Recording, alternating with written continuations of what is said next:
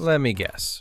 You're making more money than you ever have in your life, and somehow, you are more broke than when you were eating instant noodles in a shared apartment with 3 roommates and a suspicious smell coming from the walls. You check your bank account after payday, and it looks fine. 2 weeks later, you're doing mental math at the grocery store, wondering if you really need both shampoo and conditioner this month. And the worst part? You can't even explain where it went. There's no yacht, there's no diamond watch, there's no evidence of a good time. The money just evaporated. Like it was never real. Like your salary is a rumor, and your bank account is the fact checker. Welcome to being broke on a good salary. It's more common than anyone wants to admit. It's more embarrassing than it should be.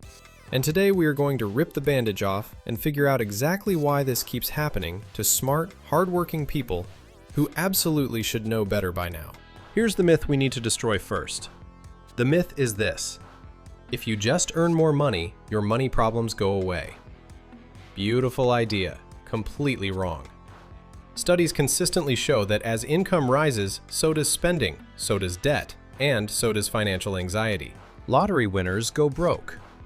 Celebrities file for bankruptcy.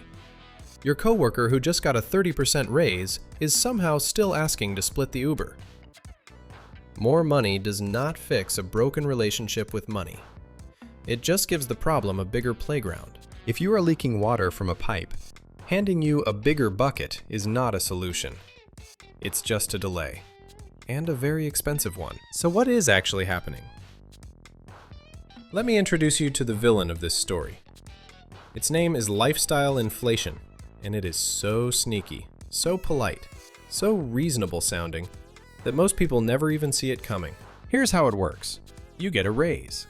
Fantastic! You deserve it! And then, almost automatically, almost like gravity, your expenses rise to meet your new income. You upgrade the apartment because you can now afford it. You get the newer car because the old one feels embarrassing at your new job level. You start eating at slightly nicer restaurants because you're a professional now. And professionals don't eat sad desk lunches forever, right? You subscribe to more things. You buy better versions of things. You tip more, spend more, expect more from yourself. And none of these individual decisions are crazy. Each one makes total sense in isolation. But together they form a perfect, airtight cage, where no matter how much you earn, you are always spending just slightly more than that. You are on a treadmill that speeds up every time you get a promotion. Congratulations on your raise. The treadmill says thank you. But wait, it gets better. Because lifestyle inflation is just the first layer. Underneath that is the debt layer. And this one is really fun. When your income went up, your borrowing power went up too. Banks love a good salary. They will throw credit at you like confetti. Car loans, home equity lines, credit cards with limits that feel like a dare. And because you're earning well, it feels manageable. The monthly payments feel fine. Until you add them all up. Until you realize that between the car payment, the student loan, the credit card minimum, and that buy now pay later thing you used for a couch 6 months ago, you are sending a significant chunk of your paycheck directly to past used decisions before present you even gets to touch it. Debt is basically a time machine that lets you spend future money. Except the time machine charges interest, and there's no way to turn it off once you've started.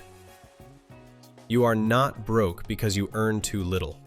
You are broke because a version of you from 2 years ago already spent the money you're earning right now. And then, because the universe has a sense of humor, there are the invisible bills.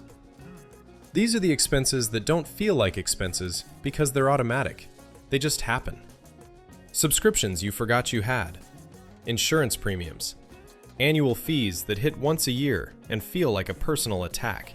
The gym membership you pay for as an act of optimism rather than actual attendance. Software you signed up for during a free trial and never canceled. Streaming services multiplying like rabbits. These things are individually small. Collectively, they are eating your lunch. There's a psychological phenomenon where people dramatically underestimate their subscription spending, sometimes by 50% or more. You think you're spending $40 a month on subscriptions.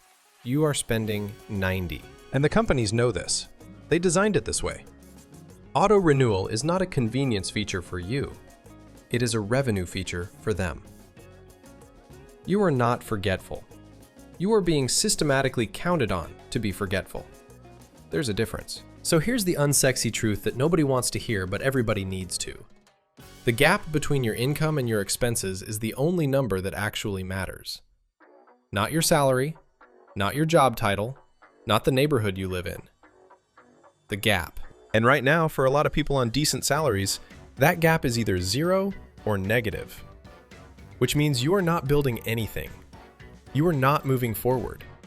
You are running in place while looking successful, which is honestly the most exhausting thing a human being can do. You are performing wealth instead of building it, and the performance is expensive. The fix is not glamorous. I'm going to warn you right now. There is no hack, there is no trick, there is no app that will magically reorganize your financial life while you sleep. The fix is a budget that you actually look at, not a budget you made once and put in a folder and never opened again, like a gym membership for your spreadsheets. A real, living, updated budget where you know what's coming in, you know what's going out, and you have made deliberate decisions about both. The fix is auditing your subscriptions right now, this week, not someday, and canceling anything you cannot immediately justify.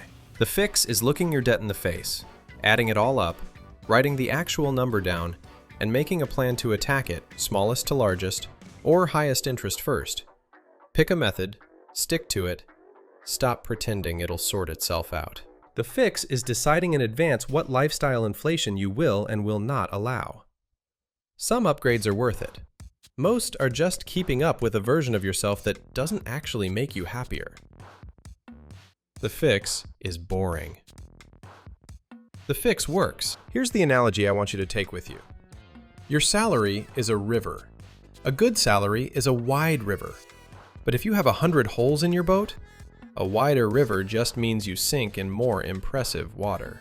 Patching the holes is not exciting. Patching the holes is not content that goes viral. But patching the holes is the only thing that actually keeps you afloat. Every subscription audit is a patch. Every debt payment is a patch. Every time you pause before upgrading something you don't actually need, that's a patch. You are not trying to get a bigger river. You are trying to build a better boat. Now, here's where I know what you're thinking. You're thinking, okay, this guy is about to sell me a budgeting course or a financial coaching program or some kind of premium spreadsheet template with a motivational quote on it. I can feel it. I want to be very honest with you. I do not have that. I am not your financial advisor. I am not a certified anything. And I am definitely not selling you a course today. What I am doing is pointing you toward the next video in the series where we get specific. We talk about exactly how to do a subscription audit in under 20 minutes, how to pick a debt payoff method that you will actually stick to, and how to build a budget that does not make you want to close the laptop and go lie down. It is practical, it is fast, and it will not require you to give up coffee, because life is hard enough already. Click it, watch it, patch the boat. The river is waiting.